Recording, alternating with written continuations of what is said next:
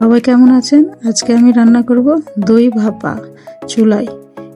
গ্যাসের চুলাতেই আমি দই ভাপা করব। এর জন্য দই জাল দিয়ে কমানোর কোনো প্রয়োজন নেই। প্রথমে আমরা যতটুকু দুধ নেব 1 লিটার পরিমাপের পরিমাপ বলছি। এখানে আমি বেশি দুধের করেছি, কিন্তু আপনারা 1 লিটার পরিমাপের নেবেন। এবার 1 লিটার দুধে 1 টেবিল চামচ উঁচু করে গুঁড়া দুধ গুলিয়ে নিতে হবে। একটু গরুর উষুম দুধের সাথে গুঁড়া দুধটা ভালো করে দুধ গুলিয়ে নিতে হবে। এই পর্যায়ে এমনভাবে গুলাতে হবে যাতে গুঁড়া দুধের কোনো দলা না পেকে থাকে। তারপর ঠিক ওই ফুটানো দুধের ভিতরে এই গুঁড়া দুধগুলো মিশিয়ে দিতে হবে। অন্যদিকে একটি পাত্রে দোকানের কেনা কিছু দই বীজ দেওয়ার জন্য দইকে একটি ছাঁকনিতে পানি ঝরাতে দিতে হবে। এবার গুঁড়া দুধ মিশিয়ে আরেকবার বলক দিয়ে দিব। এখানে আমরা ঘন্টার পর ঘন্টা জাল দিয়ে দুধে কমানোর কোনো প্রয়োজন নেই। 1 লিটার দুধে আমাদের 1 লিটার ভাপাই দই তৈরি হবে এবং খুবই টেস্টি ও অসাধারণ হবে।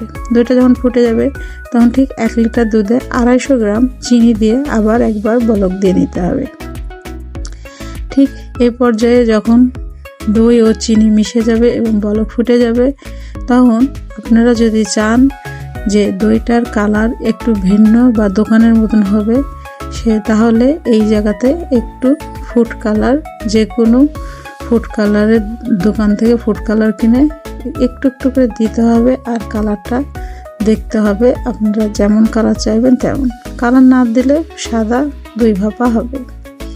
এবার একটু দেখেন, সামান্য আমি 1-2 চিমটি জর্দা কালার দিয়ে ভালোভাবে দইয়ের সাথে মিশিয়ে নিচ্ছি। একটু কম হলো তাই আবার একটু দিয়ে আবার মিশিয়ে নিলাম। এরপর আবার আমি 1 বলক দিয়ে নাড়াচাড়া করে দইটা রেখে দেব। এবার অন্য একটি পাত্রে আমি দই বীজ থেকে 1 লিটার দুধে 1 টেবিল চামচ দই বীজ নিয়ে ভালো করে অল্প একটু ঠান্ডা দুধের সাথে মিশিয়ে দই বীজটা ভালো করে ফেটে নিতে হবে। এখানে দইয়ের তাপমাত্রা ঠিক রাখতে হবে। তার জন্য আমাদেরকে যেই হাঁড়িতে আমরা দুধটি জাল দিয়েছি সেখানে নখ দিয়ে দেখতে হবে তাপমাত্রা উষুম হয়ে আছে কিনা। তারপর সামান্য একটু চেক করে দেখে যখন উষুম গরম থাকবে 5 সেকেন্ডের মতন আমরা নখ চাপ দিয়ে চুবিয়ে রাখতে পারবো, তখন ওই দুধটি দই বীজের সাথে মিশিয়ে ভালো করে ফেটে দিলেই বসিয়ে দেওয়া যাবে আমাদের দই।